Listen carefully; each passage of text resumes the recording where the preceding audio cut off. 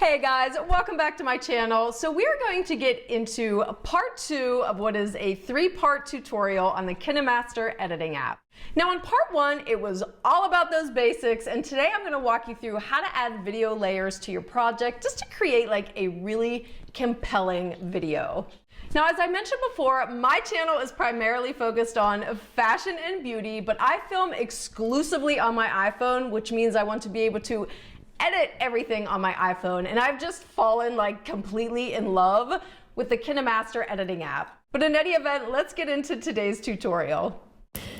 Okay guys, so in part 1 we talked about how to merge 2 clips together, how to add a transition. We also learned how to incorporate some layered text and how to export your project.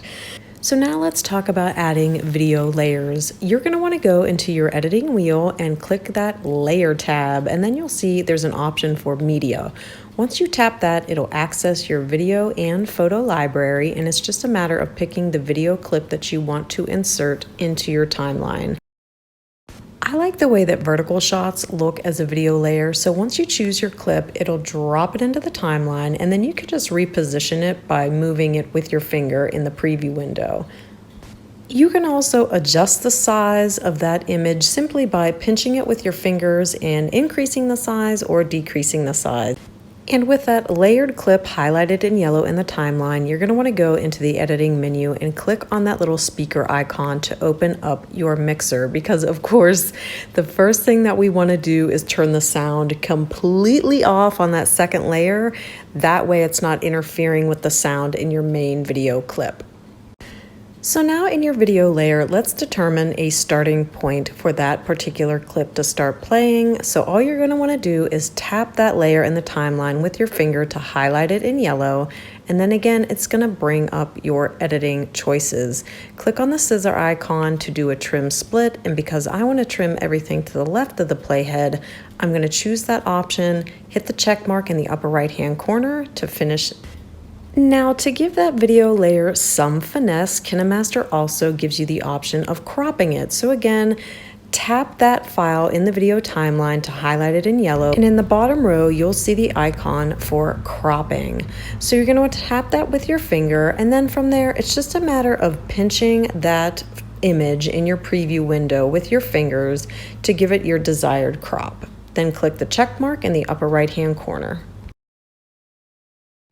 Now that file can really come to life with some animation. So when you want to animate your video layer, all you need to do again is just tap that file in the timeline to highlight it in yellow, and then see on the editing board there's an icon for in animation and out animation.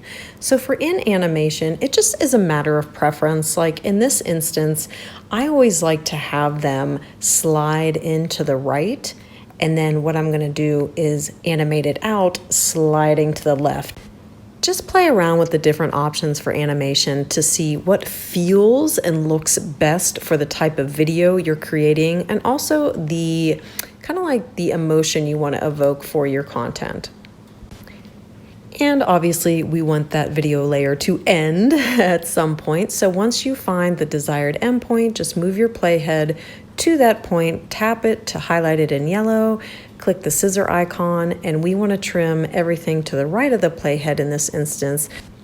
And typically I like to have my main video clip playing for a couple more seconds after my video layer fades from the screen, just because I like the way that it looks.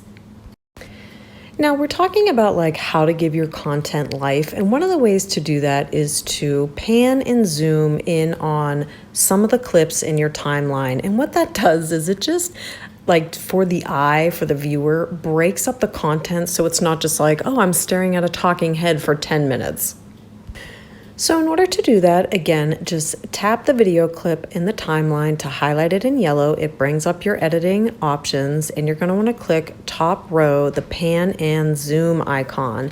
Now, once you're in there, you have a couple different options. For example, you can start at a certain point and zoom in so that your clip ends at another point, or you can do the opposite. You can zoom in, and then you can have the option of ending that clip zoomed out.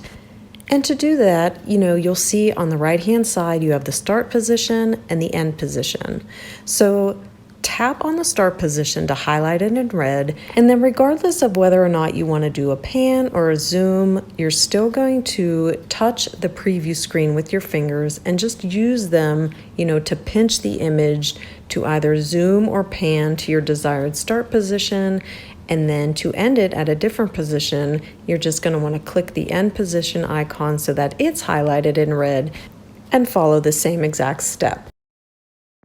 Now you also have the option of locking into a certain position, and to do that, just tap that equal sign with your finger. You'll see both the start and end position icons are highlighted in red, and then it's just a matter of pinching the image in your preview screen to set the desired point. Now, one tip, I like to zoom in when I really want to hone in on a point, or if you're trying to create a feeling of intimacy with your audience, or if you're really trying to emphasize something that you want to get across. But regardless, once you're happy with what you have, then you're just going to want to click the check mark in the upper right-hand corner to close out the menu. And you'll see how nice it looks when you start from one position in one clip and then merge into a different position in another clip. It not only breaks up the video, but it also just helps to convey those different emotions you want your audience to be experiencing. Some extras I wanted to share with you include how to move a clip in your timeline. So let's say I want to reposition this clip from the beginning of my project to the end of it. Tap on it with your finger to highlight it in yellow, and then basically just drag that clip with your finger along the timeline until you find the desired position, release it with your finger, and it'll drop right in. Another extra I wanted to share with you is how to undo and redo your previous action. Let's say I decided to trim this clip, and my intention was to trim everything to the right of the playhead, and I inadvertently trimmed everything to the left of the playhead.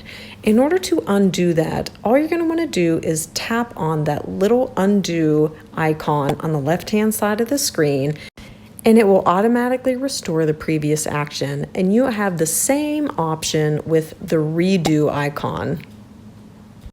I'll leave you with just a couple other extras. If you want to duplicate a clip, it's super easy. Just tap on it in the timeline to highlight it in yellow, and then on the upper left-hand side, you just want to tap that ...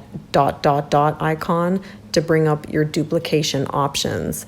And then if you'll scroll a little bit further down on the left-hand side, you'll also see that wheel with kind of like some spikes on it. That gives you some different options regarding audio and video project settings. So you can go in there, fiddle around, do what works best for you. I love the fact that Kinemaster allows you to fade audio in and out at the start and end of your project. Just adds such a nice touch.